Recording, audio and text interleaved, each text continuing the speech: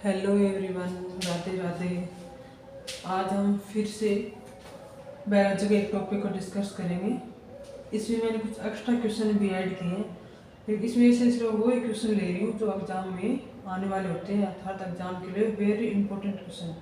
अगर आप लोग एग्जाम दे रहे हो अभी, तो आपको पता भी होगा जो क्वेश्चन मैं ले रही हूँ इसमें से एग्जाम में पूछे जाते हैं, चाहे एसएससी हो, चाहे एचएसएससी हो, या फिर रीट हो, आरटेट, सीटेट, जितने भी कंपटीशन एग्जाम है सबके लिए वेरी इंपॉर्टेंट क्वेश्चन है। चलो स्टार्ट करते हैं। फर्स्ट क्वेश्चन ऐसे पूछते हैं कि हमारा जो विद्युत चुंबक होता है या चुंबक होता है उसका निर्माण किस प्रकार के लोहे से होता है। जैसे नरम लोहा हो गया, ठोस लोहा हो गया, उसके अलावा लोहे के अयस्क होते हैं। ये पूछते हैं कि किस अयस्क के द्वारा उस चुंबक का निर्माण होता है। तो अगर ऐसे पूछेंगे विद्युत चुंबक का निर्माण किस लोहे के द्वारा होता है, तो हम लोग बताएंगे नरम लोहे के द्वारा। हम ये भी बोल सकते हैं नरम लोहे की क्रोड द्वारा होता है, ये भी बोल सकते हो, या फिर आप नरम लोहा भी बोल सकते हो।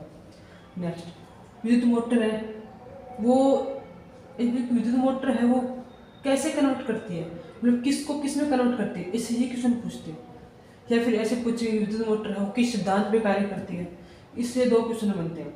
आप देखो पहले कन्वर्ट करने का, ये विद्युत मोटर नाम देखो विद्युत मोटर, तो ये तो कन्फर्म है कि ये विद्युत ऊर्जा को चेंज करेगी। मोटर है वो क्या करती है, मतलब एक प्रकार से एक यंत्र है, तो क्या करेगी, याद करने का तरीका यही है। विद्युत मोटर है तो ये विद्युत ऊर्जा को यांत्रिक ऊर्जा में कन्वर्ट करेगी। ये हो गया इसका याद करने का तरीका भी ये वाला है। थर्ड, जो विद्युत जनित्र होता है वो क्या काम करता है, किस सिद्धांत पर कार्य करता है, इससे भी सेम क्वेश्चन बनता है। जैसे विद्युत जनित्र, इस ये विद्युत मोटर का अपोजिट है। देखो विद्युत जनित्र है, ये पहले से इसमें जो एनर्जी होती है वो इकट्ठी रहती है।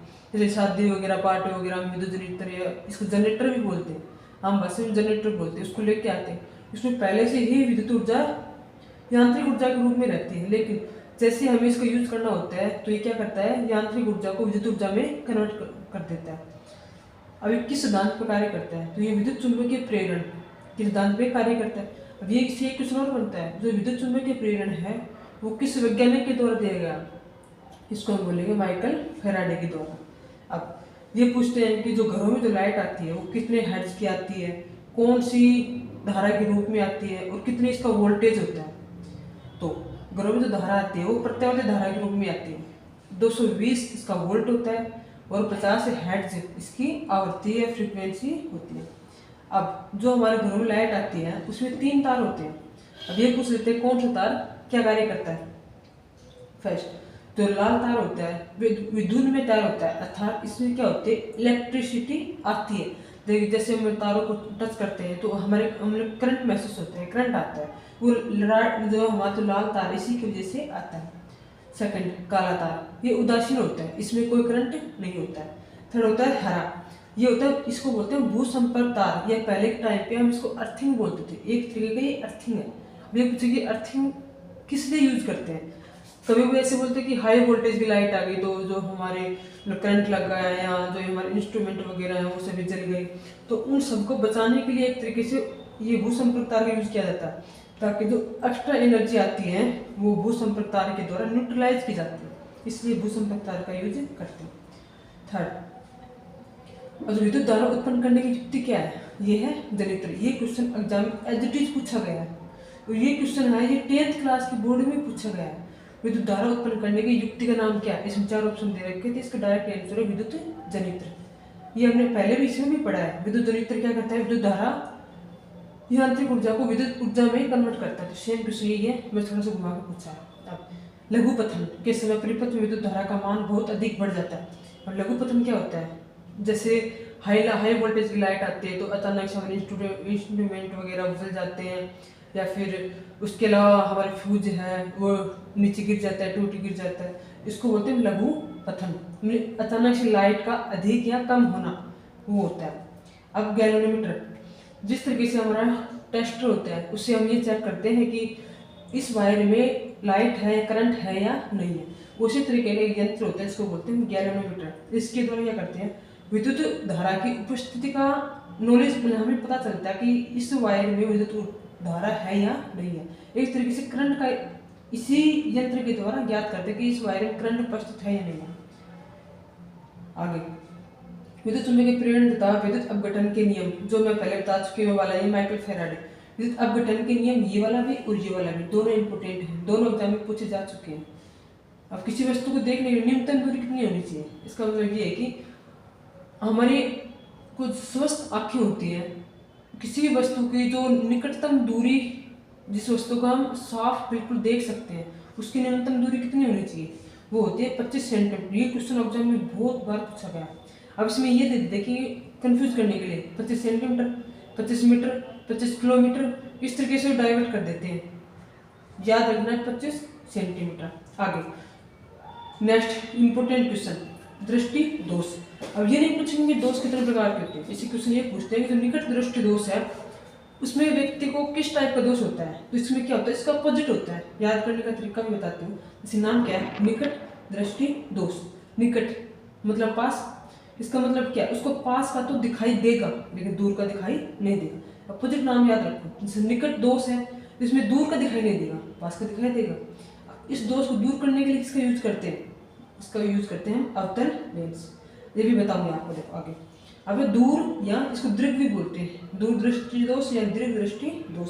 इसमें इसका अपोजिट दूर दृष्टि दोष है, इसका मतलब क्या, इसको निकट का दिखाई या पास का दिखाई नहीं देगा। इसको दूर करने के लिए हम उत्तल लेंस का यूज करते हैं। अब देखो मैंने इसको इस तरीके से याद किया, दूर, इसमें ऊ स्वर की ध्वनि आ रही है तो हम इसको इस तरीके से याद करेंगे, दू फॉर दूर, ऊ फॉर उत्तल, ऐसे याद रखो। ये याद हो जाएगा तो ये इसका अपोजिट है, अपने आप याद हो जाएगा। थर्ड, जरा दृष्टि दोष। अब इसको ये एक ये इस क्वेश्चन ये पूछते हैं कि जरा दृष्टि दोष किस में होता है, तो हम ये करेंगे, नाम ही पता है जरा। जरा का मतलब क्या होता है, एक तरीके से बुढ़ापा होता है। तो हम क्या बताएंगे, जरा दृष्टि दोष होता है वो वृद्ध व्यक्तियों में, मतलब उनकी जो एज है वो 50+ हो जाती है या उससे भी ज़्यादा होती है, उसमें जरा दृष्टि दोष देखा जाता है। सामान्यतः से वृद्धों में होती है वाला। अब इसमें क्या होता है, उस व्यक्ति को ना तो पास का दिखाई देता है और ना ही दूर का दिखाई देता है। तो अब ये भी पूछोगे उसको पास का भी दिखाई नहीं देता है, दूर का भी दिखाई नहीं देता है, तो किस लेंस का यूज करेंगे इस दोष को दूर करने में। तो ये दोनों दिखाई देते हैं, इसका मतलब क्या होता है, उसमें हम द्विफोक्सी लेंस या बेलनाकार लेंस का यूज करेंगे। दोनों पूछते हैं, द्विफोक्सी या बेलनाकार लेंस। इसमें उत्तल प्लस अवतल दोनों का यूज साथ में क्या करता है। अब एक क्वेश्चन और बनता है इससे, ऐसे पूछेंगे जरा दृष्टि दोष में क्या होता है, किस वजह से होता है जरा दृष्टि दोष। इसमें क्या होगा, इसमें जो आंख की समंजन क्षमता होती है वो क्या होती है, घट जाती है। ये भी क्वेश्चन एग्जाम में पूछते हैं। अब आगे देखते हैं नेक्स्ट। देखो नेक्स्ट क्वेश्चन इससे बनते हैं, प्रकाश का प्रकीर्णन। अब इसको याद करने का तरीका बताती हूँ। सबसे पहले क्या देखा है, प्रकाश प्रकीर्णन। प्रकीर्णन क्या होता है, किसी भी रंग को फैलाने का, ऐसे याद रखो, किसी रंग को फैलाना होता है, वो क्या होता है, एक तरीके से प्रकीर्णन होता है। अब आकाश का रंग नीला क्यों दिखाई देता है, सूर्योदय सूर्यास्त के समय सूर्य रक्तताप ये हल्का लाल क्यों प्रतीत होता है, जो टिंडल प्रभाव होता है वो किस कारण से होता है। ये तीनों क्वेश्चन एग्जाम में आए हुए हैं। अब जहाँ पर भी आप किसी भी क्वेश्चन में अगर आपको ऐसा दिख रहा है कि रंग से रिलेटेड कोई भी काम हो रहा है, जैसे नीला रंग, लाल रंग, ऐसे कुछ भी पूछेंगे तो हम क्या बताएंगे उसको, ये सभी क्या होते हैं, प्रकीर्णन की घटनाएं होती हैं। ये याद रखो, कलर से संबंधित सभी क्या होंगे, प्रकाश के प्रकीर्णन की घटनाओं में आएंगे। बस इससे आपको याद हो जाएगा। अब ये पूछो कि टिंडल प्रभाव क्या है। देखो कभी आपने देखा होगा जो कमरा होता है उसको लाइट ऑफ करके देखो, उसमें हल्की सी टॉर्च ऑन कर लो आप, उस टॉर्च की तरफ ध्यान से देखना, उसमें जो छोटे छोटे पार्टिकल्स होते हैं वो इधर उधर घूमते रहते हैं। इसी प्रभाव को हम क्या कहते हैं, टिंडल प्रभाव कहते हैं। वो जो पार्टिकल्स हैं वो गति करते रहते हैं, इस गति को हम ब्राउनी गति भी कहते हैं। ये इंपॉर्टेंट नहीं है, इंपॉर्टेंट ये वाला है, ये याद रखें। अब नेक्स्ट, प्रकाश का अपवर्तन। अभी कुछ प्रकाश का अपवर्तन है, वो इस घटना का एग्जाम्पल क्या होगा। अब जहाँ ये वाला क्वेश्चन भी इंपॉर्टेंट बनता है। अब ये इसकी ट्रिक है यहाँ से, जो हमें जैसे लगता है कि ये सभी झूठी घटनाएं होती हैं, जितनी भी झूठी घटनाएं होती हैं जो बिलीवेबल नहीं है, वो सभी क्या आएंगे हमारे प्रकाश के अपवर्तन के अंदर आएंगे। जैसे तारों का टिमटिमाना, ऐसे बोलते हैं कि तारे टिमटिमाते हैं, लेकिन कभी भी तारे टिमटिमाते नहीं है। तारों का खुद का कोई प्रकाश ही नहीं होता है, तो क्यों टिमटिमाएंगे।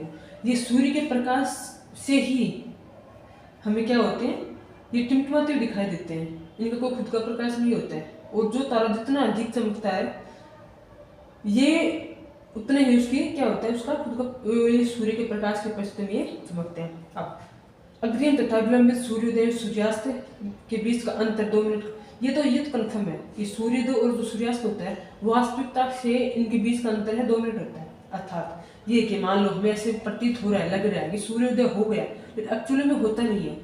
जैसे हमें प्रतीत होता है उसके 2 मिनट के बाद रियल में सूर्योदय या सूर्यास्त होता है। इसका मतलब ये वास्तव में इनके बीच का अंतर 2 मिनट का होता है।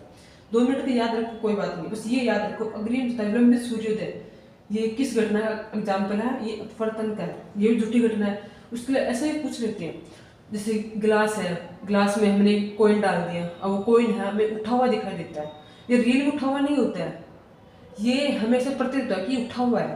तो ये भी क्या है, झूठी घटना है, ये भी अपवर्तन में आएगी। इसके अलावा ऐसे डाल दे कि गिलास में हमने पेंसिल डाल दी, वो पेंसिल हमें मुड़ी हुई दिखाई देती है या उसकी साइज हमें छोटी दिखाई देती है, तो ये भी क्या है, झूठी घटना। ये किसमें आएगी, अपवर्तन में आएगी। ऐसी सभी घटनाएं जो हमें झूठी लगती है, सच नहीं है, वो अपवर्तन में आएंगे। अब सेकंड स्पेक्ट्रम। अब ये स्पेक्ट्रम क्या होता है, जो 7 रंगों का समूह होता है उसको हम बोलते हैं स्पेक्ट्रम।